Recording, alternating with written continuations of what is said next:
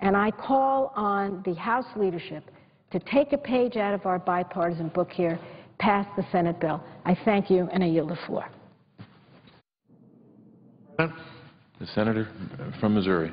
Thank you, Mr. President. This week, the majority brought a bill to the floor to talk about gas prices and energy-producing companies. Today, the majority, it was yesterday, today the majority brought a bill to try to move away from that bill. We ought to be talking about gas prices. We should be talking about the thing that impacts so many families and so many businesses and so many individuals. I talked to somebody on the phone just yesterday, a friend of mine from St. Charles, Missouri, where gasoline's about $3.50 a gallon, a little lower than it is maybe where it's $3.90, the national average, though I'm sure you can find a place in St. Charles where the gas is $3.90. But my friend told me, we talked about gas prices, how it affects his business, the restaurant business. As I've said, Mr. President, on this floor before, when American families stand before that gas pump and the gas pump goes from 40 to 50 to 60 to 70, almost every family in America watches those numbers and thinks of something they were going to do this week or this weekend that they're not going to do. And certainly if you're in the restaurant business, as my friend is, he knew that, but he said, you know, I was at the gas station just yesterday, and there was a woman there in a car with a child, and she said, could you just give me $5? I don't think I can get home with the gas I've got. I don't have any money. I need to put a little more than a gallon of gas in the car just to know I can get home. Could you put 5 gallons of gas in the car for me? And he said, I put $20 of gas in the car. And, you know, $20 at $3.90 a gallon, the national average doesn't last very long. And people who are putting $5 or $10 in their gas tank aren't doing it because they love to go to the gas station. They're doing it because they can't afford to put the gas in the car that they need to do the things that we need to do. The national average hit $3.90 just a day or two ago, and it's on the way up now, and it's more than double what it was in January of 2009, where gasoline was about $1.90 or 91 cents a gallon. And people feel this. I can't think of a meeting I've had in the last 2 weeks with any group that didn't have some story about how energy and gas costs were impacting them. Now, why we'd have a bill on the floor that would raise gasoline prices, I have no idea. But that's the bill that's on the floor. I think the idea is that the majority is wanting to blame somebody else rather than the president's energy policies, and the American people just don't accept that. I asked people in Missouri to talk to me about some of the challenges they're having with these skyrocketing fuel prices. Remember, the president in the fall of 2008 said at the San Francisco Chronicle, under his energy policies, energy costs would necessarily skyrocket. So I guess he's got to feel that his policies are doing exactly what he thought they would do. But here's what they're doing to people all over America. Trent Drake, who's a farmer in southwest Missouri, he raises soybeans, he raises corn and wheat and cattle, told me that, of course, like every farm, he's heavily dependent on fuel, in his case diesel fuel. His fuel bill went up 125% over last year. That's more than twice the fuel bill that he had last year. Roger Lang, who owns a company, the Byron Lang Company in Jackson, Missouri, told me that the majority of all the profits they're making are now going back in to pay the fuel cost, which of course means they can't look at the profits they made and think, what can we do for better benefits or better wages or to hire more employees. They got to think, now how much higher is this gasoline bill going to go? How much higher is my energy bill going to go under the energy policies we're working now? According to Roger Lang, if something isn't done, he believes that this one issue will end his business. A business that his family's been operating since 1947 would be ended because we have energy policies that don't make sense. Linda Yeager, who's the executive director of the Older Adults Transportation System. I don't know what it's called everywhere else. We call it the OATS system in Missouri. This system provides transportation for seniors and people with disabilities in 87 of our 115 counties. For every penny that gas goes up, Linda said it cost her program $15,250. For every penny that gas goes up in 87 counties all over Missouri, essentially vans and buses that take seniors and handicapped people where they need to go. For every penny gas goes up, it costs $15,250.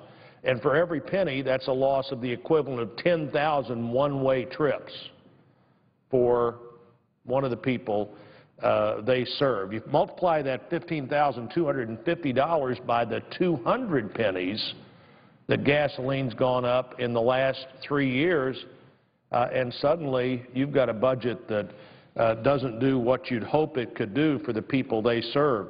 The Ozark Food Harvest in Springfield, Missouri, where I live, is a regional food bank that serves a third of the state of Missouri, delivers about 1 million pounds of food a month. Bart Brown, who runs the Ozark Food Harvest, really can't obviously predict, as none of us can, these gas prices, but they did just have to raise their delivery cost from 4 cents a pound to 6 cents a pound. So a 50% increase in the delivery cost of people who the food harvest is trying to help get food to their home. And, you know, there's probably no group. The charities of America are incredible in their ability to make money last, to stretch a dollar, to do everything they can to make their contributions have real impact. The food harvest, I've been to a lot of these food banks, and they benefit from getting food from people who are food producers, the processors who have an overrun, or they have a damaged box, or they have whatever is still perfectly good, but they're willing to make it available to somebody else because it doesn't quite fit the way they do business. But when you have to increase your delivery cost by 50% just because gas has gone up, gas has gone up 100%, so you increase your delivery cost by 50%, I guess you're still trying to make the most of the situation you find yourself in. It's not the only part of the cost, but it's a big part of the cost, and that's going to have big impact on all the people in the third of the counties in Missouri that get food from the Ozarks Food Harvest.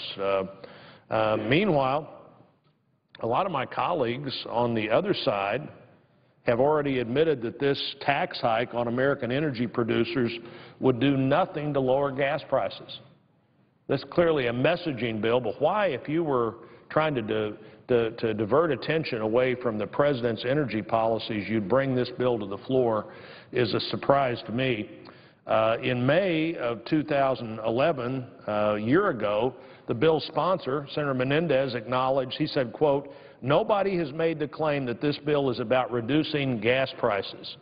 Well, why would you be talking about it if you could be spending the same time doing things that would reduce gas prices? The American people believe the government can have impact on gas prices. I believe the government could have impact on gas prices. This bill that we're talking about isn't even designed, according to the sponsor, to reduce gas prices. Senator Begich said that the proposed tax hikes, quote, "won't decrease prices at the pump for our families and small businesses." He may or may not be for the bill, but he certainly has figured out what the bill would do.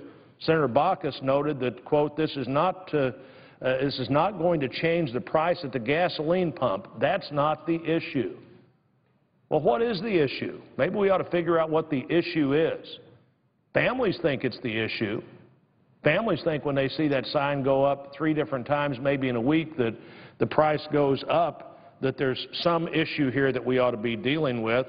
Senator Schumer admitted that this bill, quote, was never intended to talk about lowering prices. In fact, probably, Mr. President, this bill was never even intended to be on the floor. I assume that the majority brought this bill to the floor thinking that Republicans would not want to talk about this topic of of whatever tax policies are designed to encourage more American production, but why wouldn't we want to talk about that? Why wouldn't we want to have more American energy of all kinds? Senator Landrieu told Americans that this bill, quote, will not reduce gas prices by 1 penny. And she is absolutely right. Even the majority leader who brought the bill to the floor said this bill is not a question of gas prices. So really this bill maybe isn't a question of anything we ought to be talking about. So let's talk about what we should be talking about. We ought to be talking about things that increase American energy. The shortest path to more American jobs is more American energy. The jobs that produce the energy and the jobs that benefit from competitive energy prices. We're not, Mr. President, some little European country. I know that the Secretary of Energy said in the fall of 2008, before the President chose him, that our problem was that our gasoline prices weren't as high as the gasoline prices in Europe, where at that moment they rate are $10 a gallon. I don't think that's our problem at all. In fact, we're not a European country. We're the United States of America. We're a big country. We have our transportation needs are different. Our energy needs are different. We generally don't walk to work, or we generally don't only benefit from food products and other products that come from 5 or 10 miles away. That's not who we are. It's not who we're going to be. We need to have energy policies that work for us. Now, congressional Republicans in the House and the Senate have long supported a plan that uses all American energy. In fact, at the State of the Union message, there were one of the few smiles on the Republican side of the aisle that night were when the President said he was for an all-of-the-above energy strategy, because that's what we've been for a long time, and mean it. That can include wind and solar, renewables, biomass, shale gas, shale oil, coal, nuclear, all of the above. It seems to me that the message has not gotten through to the regulators and the legislators that we need to be doing all we can to find more American energy. All of these things, every one that I mentioned, nuclear, big and small, natural gas, we now think we have more natural gas than anybody in the world, and let's go after it. Let's use that resource to the advantage of our economy, and they all have bipartisan support. And I think there's bipartisan support for investing in the future. Let's do the things that figure out what comes next in the energy world, but it won't come quickly, and our economy couldn't afford for it to come quickly. If we decide, okay, tomorrow we're not going to drive cars powered by gasoline tomorrow, that would be a huge mistake. It would be an equally huge mistake if we decided 10 years from tomorrow none of us will be driving cars powered by gasoline, and we don't even know what the next power source would be. We're going to use these fossil fuels for a while, and we should use them to our benefit. Instead, my colleagues on the other side of the aisle want to talk about raising taxes on domestic energy and domestic energy manufacturers. Tax hikes that absolutely will be passed along to consumers and will discourage, some of these things in the tax code are to encourage American energy production.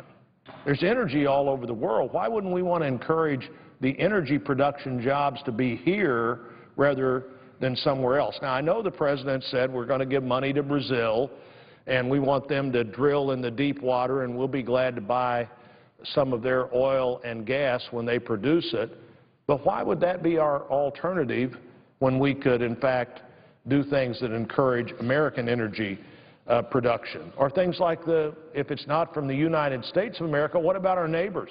The Keystone Pipeline, 830,000 barrels of oil a day that's going to go somewhere, because they're going to use that resource to their benefit. And it's either that pipeline is going to come south to our refineries, or it's going to go west and be sold to Asia. Why wouldn't we want the 20,000 jobs to build that pipeline, not taxpayer-paid jobs, but jobs of people who pay taxes, working for companies who pay taxes? Why wouldn't we want those jobs to be right here in the United States rather than in Canada, sending that pipeline west to eventually have that same oil sold to Asia is a mystery to me. If the President really wants to support an all-of-the-above energy strategy, he should stop blocking all this energy. The President should work to enable all sources of energy we have in the United States, starting with our neighbor as well as the best place for us to meet our energy needs is right here. The next best place is our best trading partner, our biggest trading partner, and our closest neighbor, Canada, and then even the Mexican energy appears to be on a rebound in a positive way that could benefit us. Let's be as independent as we can of energy and the energy that relates most directly to American jobs.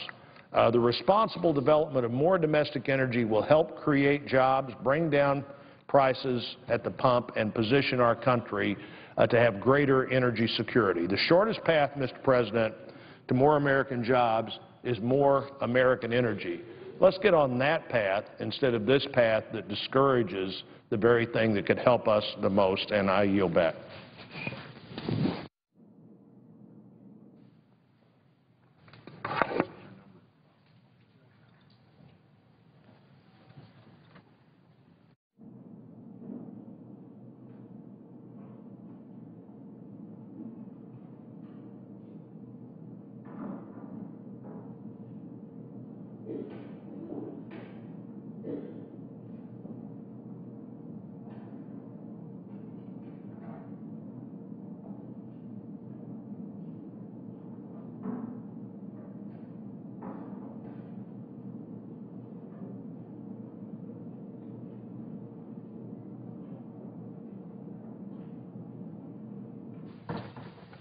Mr. President.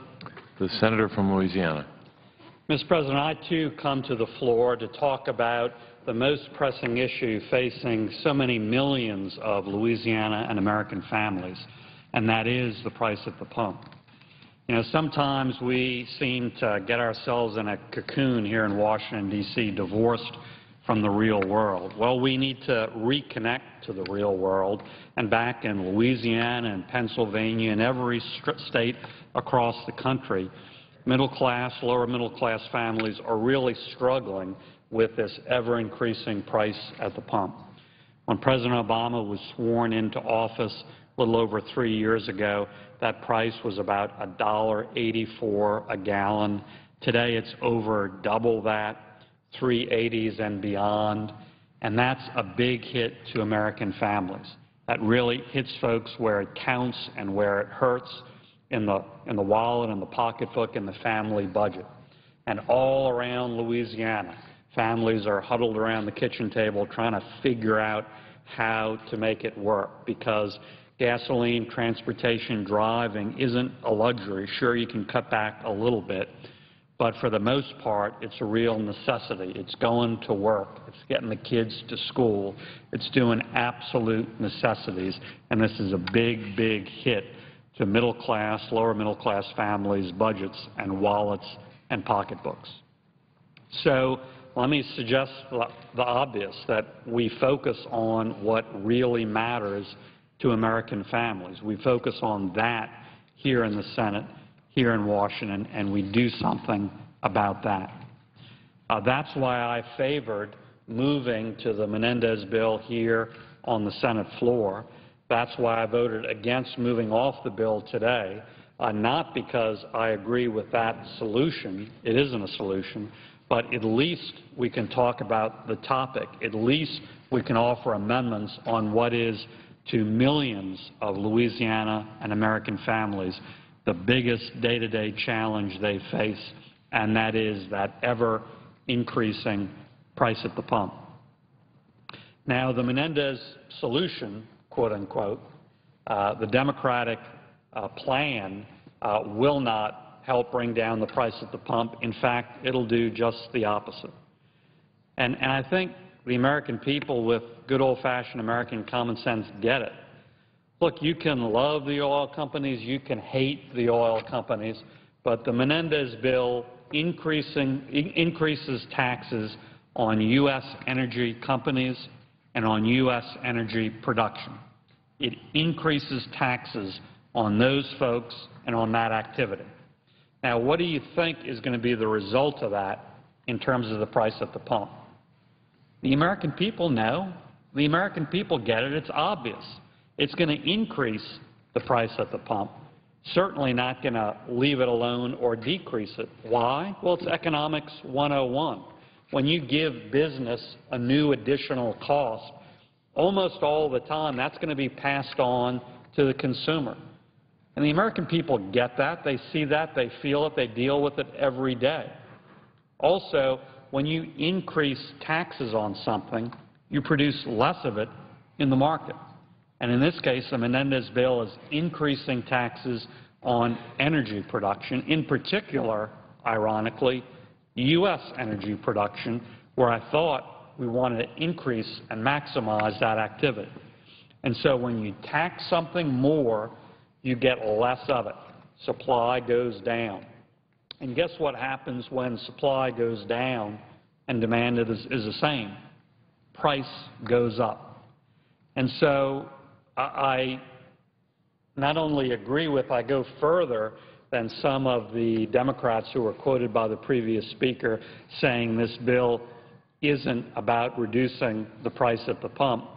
Well, it's not only not about reducing the price at the pump, it'll have the impact of increasing the price at the pump. Now, conservatives have a different suggestion that will decrease the price at the pump, and that is to use the resources we have in this country to open up our ability to use those energy resources to produce more good U.S. American energy for ourselves, to increase supply, and to thereby lower the price at the pump. And we can do that, and we should do that. You know, a lot of Americans don't realize, but the U.S. is actually the most energy-rich country in the world, bar none. When you look at total energy resources, when you compare countries in terms of their total energy resources, the U.S. is the richest in energy, bar none. And this chart shows that. The U.S. is tops, Russia comes second, Saudi Arabia is third, but look at Saudi Arabia and all Middle Eastern countries, way, way below our total U.S. energy resources. We're very rich in terms of energy. This map shows just how rich we are in terms of U.S. resources. We have enormous recoverable natural gas, particularly with new technology and horizontal drilling that's been developed. That's these green circles that represent, conservative estimate, 88 years of natural gas using just that for U.S. use. We have enormous recoverable oil, again, very conservative estimates, but in the Gulf where we do produce, also on the East Coast, and the West Coast, and Alaska, lots of oil. And we have enormous recoverable oil from shale, particularly out west. It's being blocked now.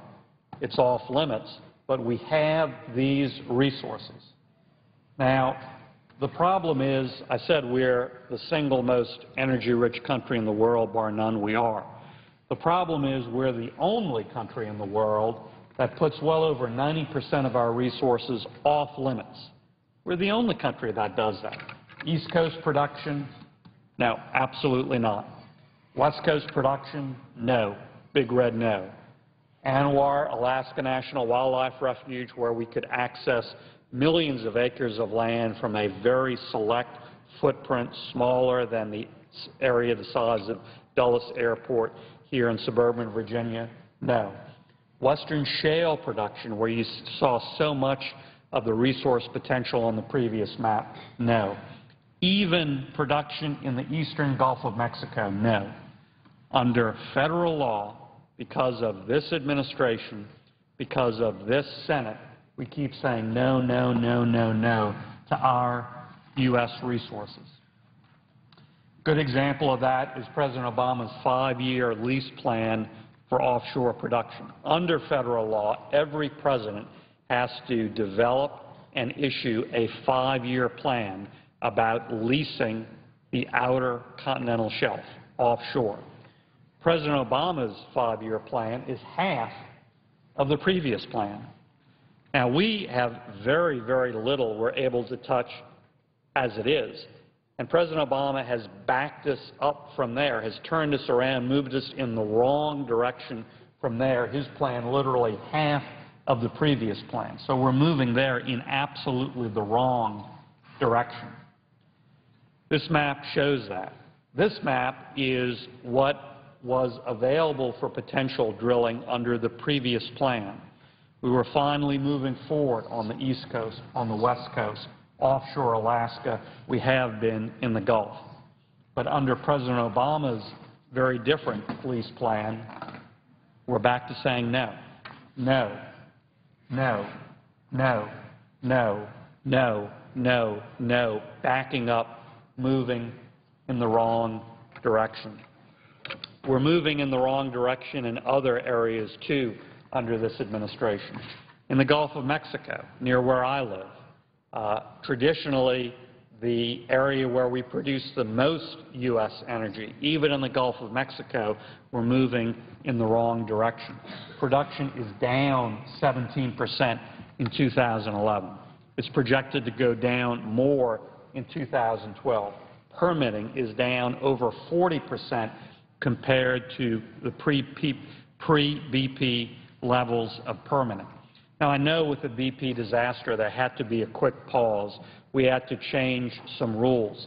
But still down over 40%, production down 17% in one of the few areas we allow activity. We can't afford that. We need to produce more good U.S. energy. Oil production on federal property, again, down.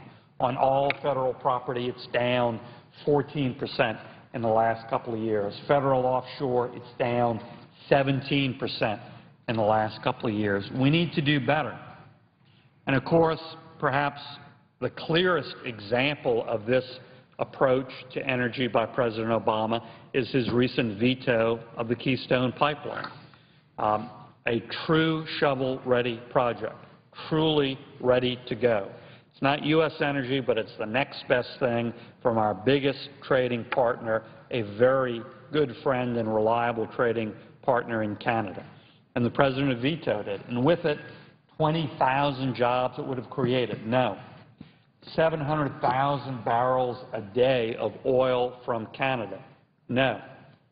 $7 billion of economic investment when we're trying to come out of this horribly weak economy. No. Help to lower the price at the pump. No. Again, no, no, no, no, no.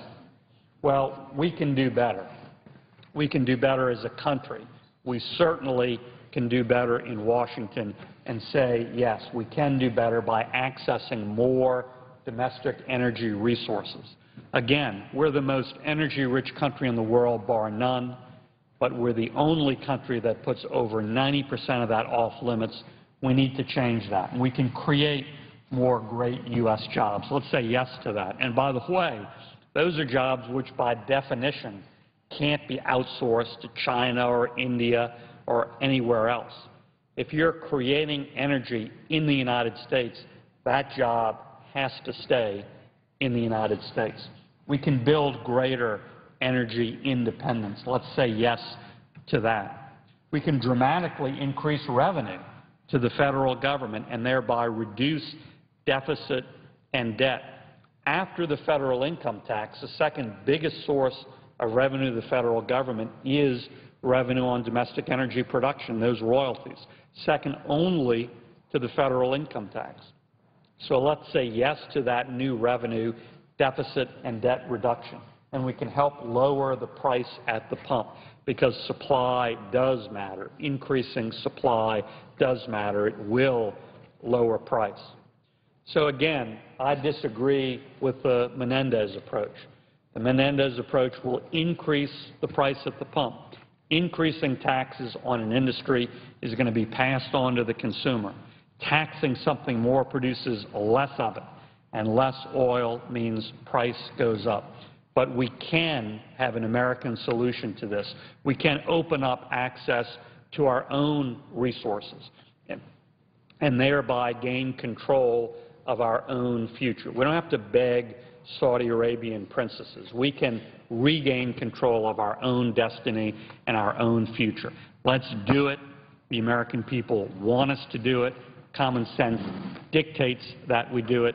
Let's move forward together and do it for the good of our country. Thank you, Mr. President. I yield back. Mr. President. The senator from New Hampshire. Thank you, Mr. President. I come to the floor this evening to join my colleagues who were here earlier to talk about the bipartisan Senate-passed transportation bill. And I want to give credit to Senator Barbara Boxer, Chair of the Environment and Public Works Committee, and Senator Inhofe from Oklahoma, who is the ranking member, for all of their good work on this legislation. They joined 3 other committees which also passed their portions of the bill with strong bipartisan support. You know, Mr. President, I think that we could all agree that transportation is one of this federal government's core responsibilities, and it has been far too long since Congress updated and reformed federal transportation programs. Every committee that worked on the Senate's long-term transportation bill passed it with a strong bipartisan vote.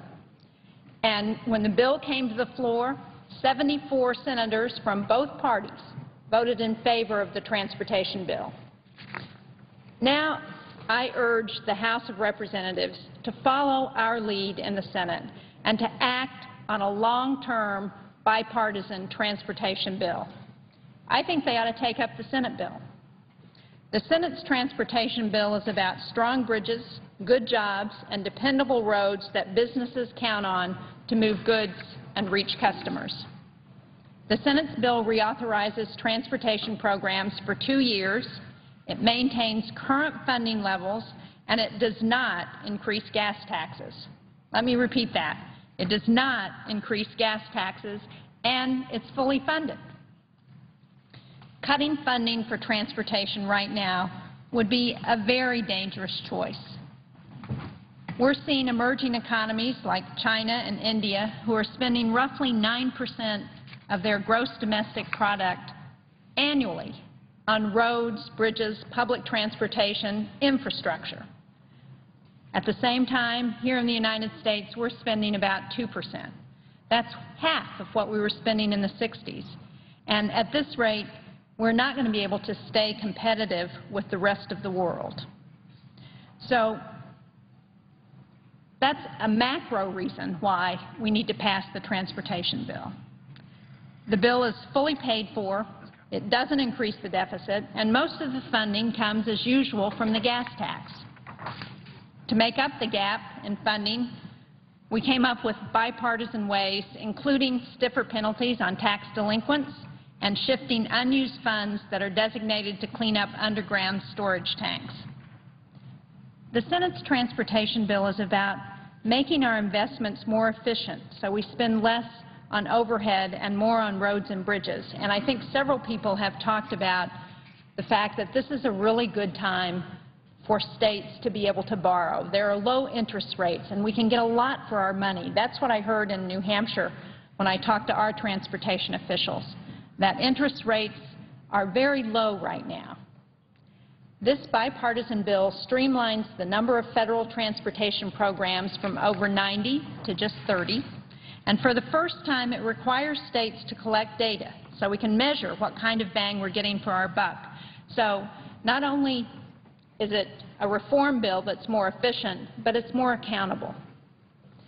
I think that's why groups from the AFL-CIO to the U.S. Chamber of Commerce support this bill. They've come together to support a bill that's truly bipartisan and that would support nearly 2 million jobs nationwide, and in my home state of New Hampshire, about 6,600.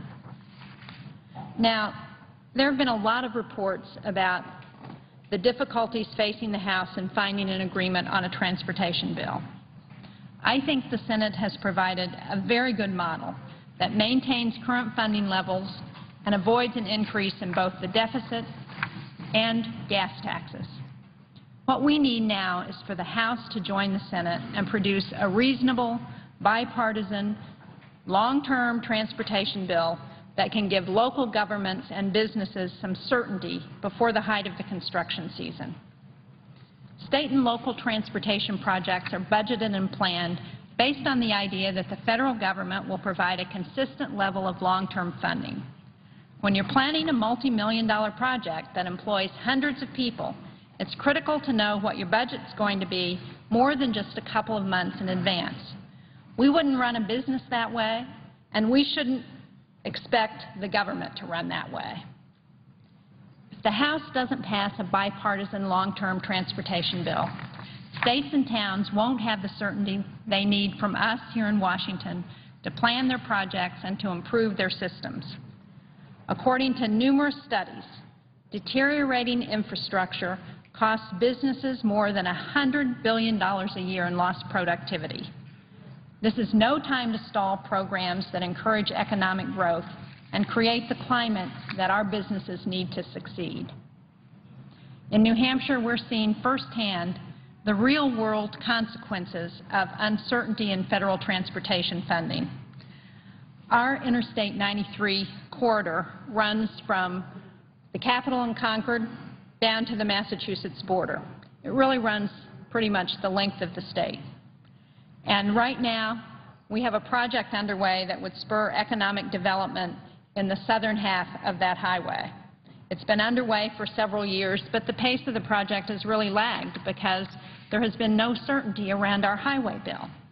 It's been impossible for businesses and developers along the I-93 corridor to predict the future of the project. And at a time when the number of people working in the construction industry in New Hampshire is the lowest that it's been in a decade, it's really unacceptable that we can't provide some certainty for this project. We know that highway projects like Interstate 93 produce good jobs. New Hampshire's Department of Transportation has said that just one section of Interstate 93 between exits 2 and 3 close to the Massachusetts border created 369 construction jobs. All around the country, there are projects just like Interstate 93 that are stalled while we wait for the House to pass a bipartisan long-term transportation bill. We need to come together. We need to make the federal investments that are necessary to get these projects moving and to get people back to work. Investing in transportation creates jobs, and it creates the conditions that our companies need to succeed. It is, as the U.S. Chamber of Commerce says, a core function of government, and it should not be an issue for politics or for partisanship. I urge the House to take up the Senate bill. Congress needs to work together to pass a transportation reauthorization bill before the March 31st deadline. Thank you very much, Mr. President. I yield the floor.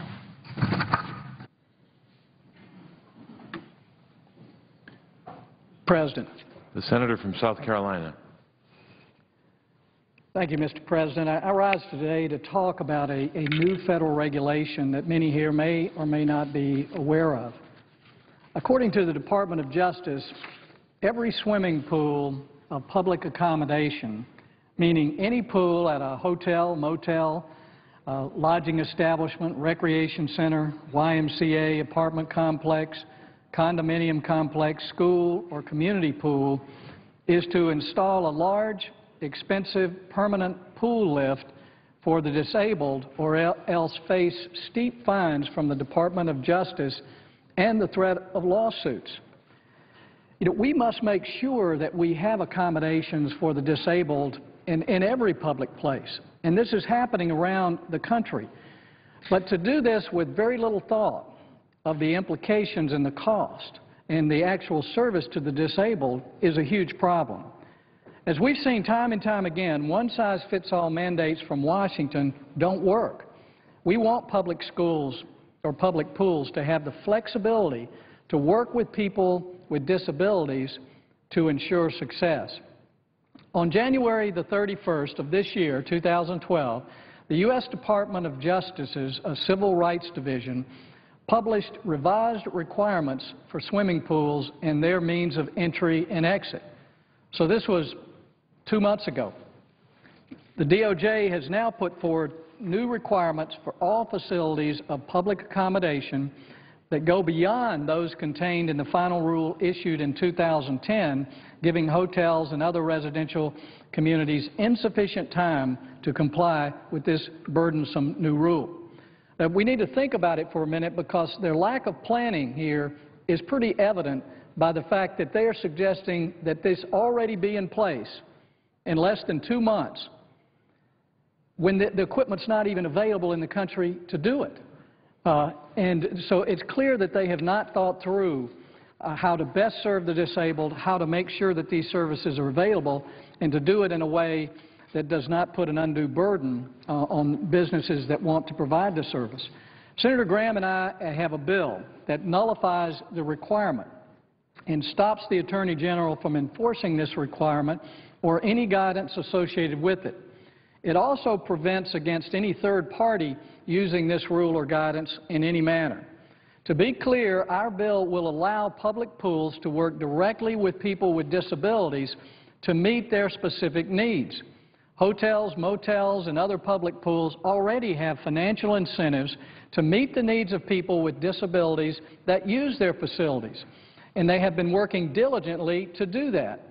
Our bill simply says the DOJ shouldn't impose a national mandate for a one-size-fits-all solution that may not be appropriate for every facility. This new burdensome rule seriously changes the obligations of public facilities around the country. There are an estimated 309 public spas and pools in the United States, 309,000 public spas and pools in the United States. The number of businesses, and not just the large hotels and resorts, that will have to comply is staggering.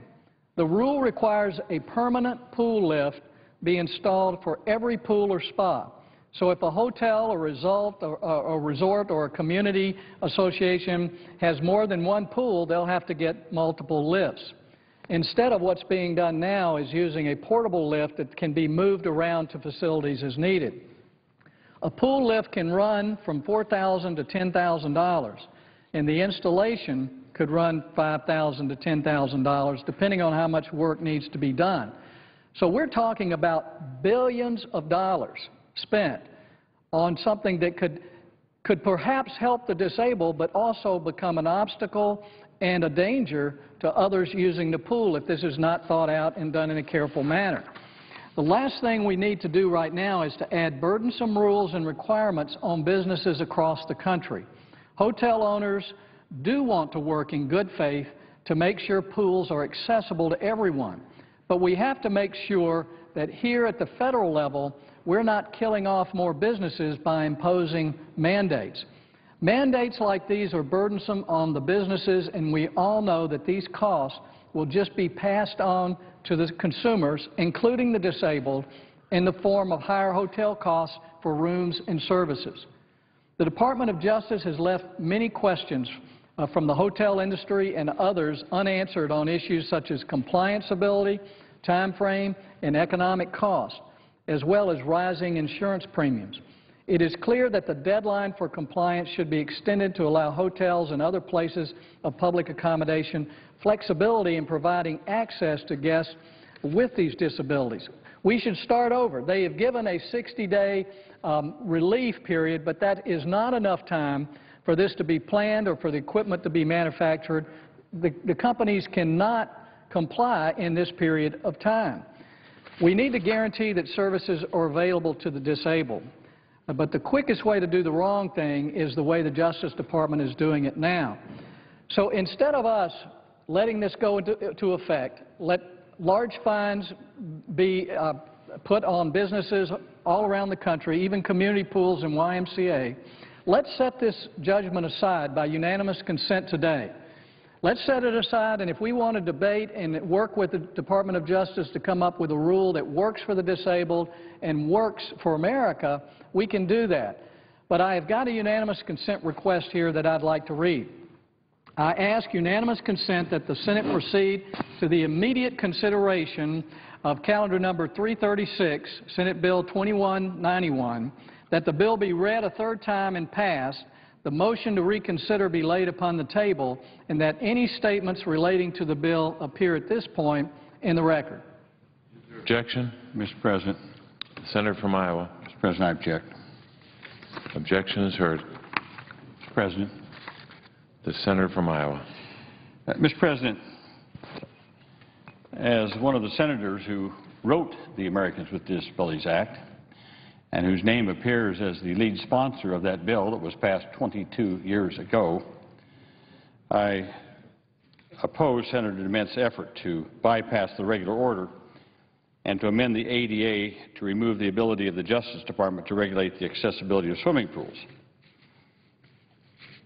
22 years have passed, and periodically things come up like this, but I believe the ADA has withstood the test of time. We look around at an America that has been transformed, not just for the disabled, but for everyone. Everyone utilizes universal design now, the fact that things are easily accessible for everyone. You know, when we initially started putting in ramps, we thought only of people with using wheelchairs to use those ramps. I ask anyone here or anyone that go out and watch who uses those ramps. It's not just people in wheelchairs. Elderly use it. Mothers with baby carriages use those ramps. You'd be amazed how many people find out those ramps are a lot easier than climbing up and down stairs. That's just one example. That's just one example. But I just want to be clear about what's at stake here. The Americans with Disabilities Act is a civil rights law. I got to keep reminding you, it's a civil rights law that guarantees equal rights and equal opportunities for individuals with disabilities. Senator DeMint's legislation attempts to interfere with the Justice Department's ability to enforce the statute, civil rights statute. Again, it would be a dangerous precedent for the Senate to set, and that's why I object to his bill. Let me get to the point here on the swimming pools.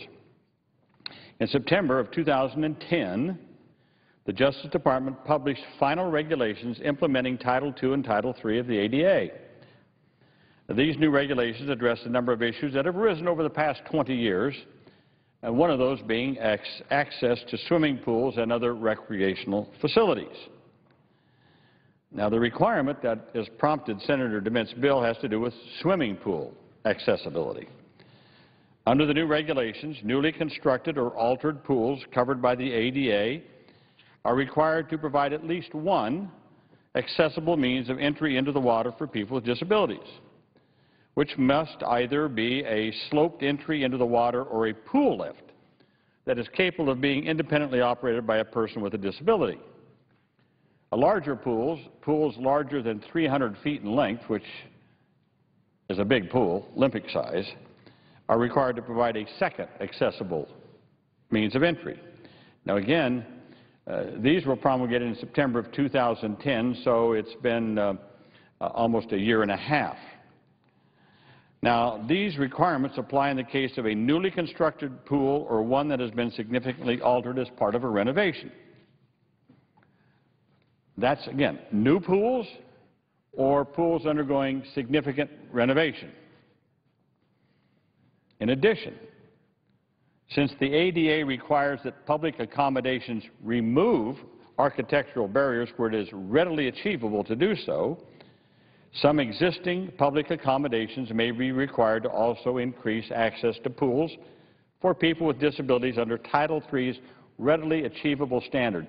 Let me repeat, readily achievable standard. The readily achievable standard is not one size fits all. I heard my friend from South Carolina saying this is a one size fits all. That is not so. It's a very flexible standard. For example, if the equipment's not available, I heard Senator DeMint say this equipment may not even be available. If it's not available, by definition, it is not readily achievable, and therefore not required by the ADA. If it's not available, by definition, it's not readily achievable. So it's not a one-size-fits-all. It's very flexible. It means, quote, without much difficulty or expense, end quote. That's the law. So what constitutes readily achievable in a particular case is an individualized analysis based on a number of factors, such as what the cost would be, the resources of the entity involved. In short, it's what a business can afford to do. So readily achievable, say, for a Fairmont hotel would be a lot different than readily achievable for a mom-and-pop motel that has a small swimming pool. Much different. Much different. It's what the business can afford to do. Now, I know the American Hotel and Lodging Association has been upset about the application of this readily achievable standard and what their members may be required to do, but now again, keep in mind the pool requirements from September of 2010 were required to go into effect by March 15th of this year, a year and a half later. But there were some misunderstandings, and so the Department of Justice has extended the deadline to May 21st. And again, I understand that there's also the Justice Department had issued a notice of proposed rulemaking asking for comments about extending the deadline an additional 4 months until September 17th of this year. And the deadline for those written comments is April the 4th. Again, the process is working just as it has worked for the last 22 years. You know, when we were working on the ADA back in the 80s, we heard from a number of industries that requiring accessibility for entities like restaurants, retail stores, theaters, were going to create serious problems for small businesses. I remember having numerous hearings in my subcommittee about that. So, in an effort to address this concern and to help small businesses comply with the ADA, we created a disabled access tax credit. Now, we heard Senator Mitt talk about the costs, but we instituted a tax credit in the IRS code. Now, here's what it is. It's two sides. For businesses with 30 or fewer full-time employees or with a total revenues of $1 million or less per year, they get a tax credit. A tax credit. It can be used for adaptations to existing facilities. The amount of credit is 50% of eligible access expenditures. It's up to $5,000 a year. So if something costs $10,000, let's say, I don't know what a lift might cost. I think the figures my friend used was a little high, but let's say it costs $10,000. Well, you get a tax credit of up to $5,000 for that, so it really only costs you $5,000. You get a 50% tax credit for that. Now, in addition to that, Section 190 of the IRS Code provides a tax deduction for businesses of all size for costs incurred in removing barriers to meet the requirements of the ADA. The maximum deduction is $15,000 per year that they can deduct. So these two tax incentives should certainly help the hotel industry offset any expenses associated with installing access to swimming pools. Again, I just want to say the rule does not require a permanent pool lift. My friend from South Carolina said it requires it. That's not so. It is a flexible standard under readily achievable. If it's not readily achievable for existing pools, it's not required. So if you had a mom-and-pop motel with a very small swimming pool, if a permanent lift is not readily achievable under the outlines I've just stated, then it's not required. So again, Mr. President, we've had 22 years, a lot of court cases. Some went to the Supreme Court. Then in 2008, this body, and unanimously, without one dissenting vote, this body and the House passed the ADA Act amendments to overcome 3 rulings by the Supreme Court. And we passed it, as I said, unanimously. President Bush, the second President Bush, signed it into law. And again, we've moved the ball forward in making this country more accessible for everyone, including people with disabilities. So I say it's stood the test of time. There's no reason to curtail the Department of Justice enforcement authority. There's no reason to bypass the regular process and to do what Senator Dement is trying to address. As I said, let's remember how popular the accessible improvements that the ADA required have turned out to be for all Americans. I mentioned earlier the curb cuts, elevators, captioning on television screens, all of the things that just seem to be commonplace today that we take for granted. So I'm confident that the improvements in swimming pool access that these new regulations will require will turn out to be popular. Actually, they may turn out to be very popular with hotel guests who don't have disabilities. But think about it in terms of families who are traveling, maybe an adult, maybe even a child with a disability. They want to use the hotel pool, and yet there's not a lift or there's not a ramp. And so one person from that family is barred from using those facilities. As I said, keep in mind, it's readily achievable. If it's not readily achievable, they don't have to do it. So that's why I objected to Senator Dement's request to bypass the regular process. Mr. President, I hope that the Justice Department will continue. I don't have a view one way or the other on the extension to September. If the Justice Department feels it's okay and most of the comments that have come in ask for that extension, I see nothing wrong with extending it another 5 or 6 months.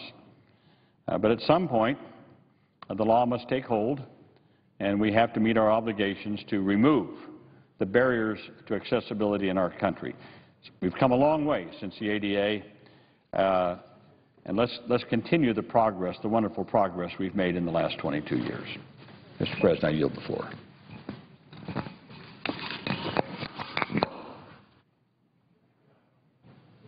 Mr. President. The senator from Illinois.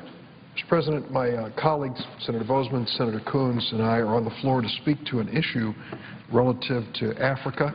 It's my understanding that the Majority Leader is coming to the floor to make a unanimous consent request, and with the understanding of my colleagues that will interrupt our presentation for his request, I think we can proceed if it meets with the approval of my colleagues. And since I was the last to arrive, I want to defer to Senator Coons and Senator Boozman to start conversation. Mr. President, I ask unanimous consent to engage in a colloquy with Senators Durbin of Illinois and Senator Boozman of Arkansas for up to 30 minutes, and as Senator Durbin just indicated, we will suspend when Leader Reid arrives. I just wanted to briefly, if I could... Without objection, so ordered.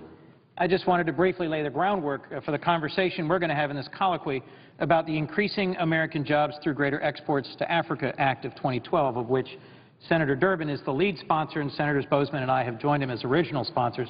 The core question is, what is it about the rapid growth in Africa and the economic opportunity in Africa that should concern Americans, that should concern our constituents at home, and that should occupy our time and attention? Well, back on November 1st of last year, the African Affairs Subcommittee of the Foreign Relations Committee delved into this, and Senator Durbin, Senator Isaacson, and I looked hard at the ongoing developments in Africa. And as this first chart suggests, there's been a dramatic change in the amount of exports from China to Africa relative to the exports from the United States to Africa. In fact, since 2000, Chinese exports to Africa have outgrown U.S. exports to Africa by a more than 3-to-1 ratio. Well, why does that matter? Why does it matter if American workers, American companies are losing out on a continent that I think many Americans view as having relatively modest opportunity? Frankly, Africa is a continent of enormous opportunity. In fact, out of the 10 fastest growing economies in the last decade, 6 of them were in sub-Saharan Africa. That's not a widely known fact. And so part of why I lay this groundwork to start this colloquy is to help folks who are watching at home, to help our colleagues understand why Senator Durbin has taken the lead in making sure that we focus America's efforts on strengthening our exports to Africa, a continent of enormous opportunity. Senator Durbin? From Delaware, that the Commerce Department estimates that we can create jobs here in America, capitalizing on the opportunities in Africa. And that's a good starting point in the midst of recession, to know that in Delaware and Arkansas and Pennsylvania and Illinois, There are jobs to be created, good-paying jobs right here at home, taking advantage of these export markets. The chart that Senator Coons has brought to the floor at this point indicates the dramatic growth here that is occurring right now in Africa. And I think it would surprise a lot of people, as he said, who believe that this is still a continent which is struggling with age-old problems. In the past 10 years, 6 of the world's 10 fastest-growing economies were located in sub-Saharan Africa. And in the next 5 years, it's expected that 7 of the world's 10 fastest-growing economies will be in sub-Saharan Africa.